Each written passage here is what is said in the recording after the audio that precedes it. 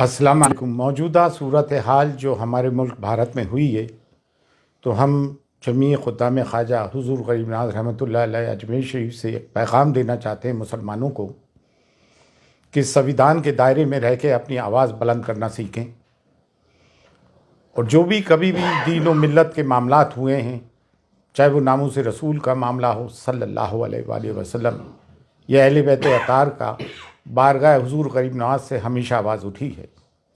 لیکن افسوس، جن کا کہ دائرہ سب میں وسیع ہے، درگاہ اور خانقاہوں کا بھارت میں اور بر صغیر میں، یہاں سے خاموشی کیوں ہے؟ نکل کر خانقاہوں سے ادا کر رسم شبیری، اور یہ وقت مسلکی اختلافات کا نہیں ہے۔ مسلکی اختلافات کو درکنار رکھتے ہوئے، بالا طاق رکھتے ہوئے ہمیں قوم و ملت کے لیے آواز اٹھانی ہے۔ بے شک ہم اس چیز کی سخت مذمت کرتے ہیں جو مہرولی شریف میں بابا قطب الدین بختیار کاکی رحمۃ اللہ علیہ کے قرب و جوار میں جو 700 اور 800 سال پرانی مسجد، مدرسہ، قبرستان ڈھائے گئے ہیں، ہم اس کی سخت مذمت کرتے ہیں۔ یہ اس دور کے قبرستان تھے جو بابا قطب الدین بختیار کاکی، جو حضور غریب نواز کے جانشین ہیں، ان کے ہم اثر تھے، خلفاء تھے اور مریدین تھے۔ اتراکھنڈ میں جو کچھ ظلم ہوا، 14 فروری کی تاریخ تھی کورٹ کی، اس سے پہلے ہی آ کے نگر نگم نے سب ستیہ ناش کیا۔ باقاعدہ مشین گن چلائی گئی مسلمانوں پہ اور ظلم و مظالم اٹھائے جا رہے ہیں۔ ہمیں وہ UCC برداشت ہی نہیں ہے جو ہماری شریعت میں مداخلت کرتا ہو۔ بریلی میں جو توقیر رضا خان صاحب نے آواز اٹھائی، سویدھان کے دائرے میں رہتے ہوئے جیل بھرو آندولن کا آہوان کیا، جو گاندھی جی نے برٹش پیریڈ کے وقت کیا تھا، وہ بھی ایک سویدھانک طریقہ ہے۔ ہم نے اس کی بھی پرزور حمایت کی ہے۔ اور مفتی سلمان اظہری صاحب کو جو بندی بنایا گیا، ان پہ کیس لگایا گیا، ایسی انہوں نے کون سی بات کر دی تھی؟ اور ATS کو اس میں حائل کر دیا گیا۔ جب بھی کوئی مسلمان کوئی اپنے حقوق کی آواز اٹھاتا ہے، اپنے پہ ہو رہے ظلم کی آواز اٹھاتا ہے، تو اس کے تار پاکستان سے یا کسی بھی ٹیررسٹ آرگنائزیشن سے جوڑنے کی کوشش کی جاتی ہے۔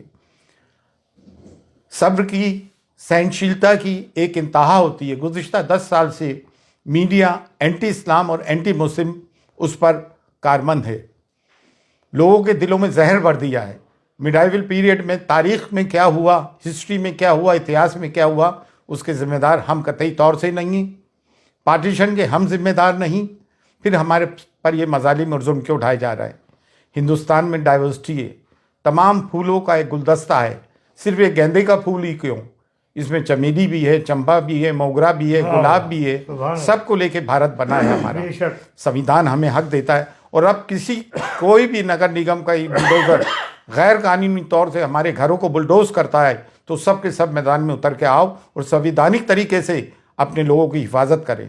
یہ بلڈوزر کی راجنیتی انہوں نے اسرائیل سے سیکھی ہے۔ پھر نیالیہ کس کام کے؟ عدالتیں، کورٹ کس کام کی؟ اگر تمام کام نگر نگم اور پولیس کر لے گی تو پھر عدالت کس کام کی؟ عدالتوں سے جو فیصلے آ رہے ہیں قانون کی روح سے نہیں آ رہے ہیں، بلکہ آستھا کی روح سے آ رہے ہیں۔ تو اب مسلمان جائیں تو کہاں جائیں؟ اب درگاہ اور خانقاہ، جن کا کہ سب میں بڑا گہوارہ ہے، جس کی کہ بھارت میں سب میں زیادہ فالوئنگ ہے، آپ لوگ آواز کیوں نہیں اٹھاتے ہو بھائی؟ بارگاہ غریب نواز جو کلیدی درگاہ ہے، جب یہاں سے آواز اٹھ رہی ہے تو آپ لوگ بھی آئیں اور کھل کر اپنی آواز اٹھائیں۔ یہ نہ سوچیں کہ میں خاموش رہوں گا تو بچ جاؤں گا، نہیں، یہ ہم پہ یلغار کر دیا گیا ہے، اور سویدھان ہمیں حقوق دیتا ہے کہ ہم اپنی بات کو سویدھان کے دائرے میں رہتے ہوئے ڈیموکریٹک طریقے سے آواز اٹھائیں۔ آج حضور غریب نواز کی درگاہ تک بھی بات پہنچ گئی ہے، حضور غریب نواز کی شان میں گستاخیاں ہو رہی ہیں، ہمارے نبی کریم صلی اللہ علیہ وآلہ وسلم کی شان میں گستاخیاں ہو رہی ہیں۔ کب تک مسلمان برداشت کرے گا؟ اور اگر مسلمانوں کی عبادت گاہوں پہ بلڈوزر چلنے کے بعد بھی مسلمان چپ ہے تو اس سے بڑھ کے مرداری کیا ہوگی؟ لیکن الحمدللہ اب مسلمان جاگ گیا ہے، ہم سب جاگ گئے ہیں۔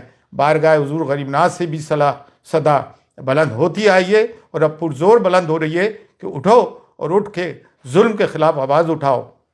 اگر اپنے آپ کو حسینی کہتے ہو اور ظلم کے خلاف آواز بلند نہیں کرتے ہو تو تم کیسے حسینی ہو؟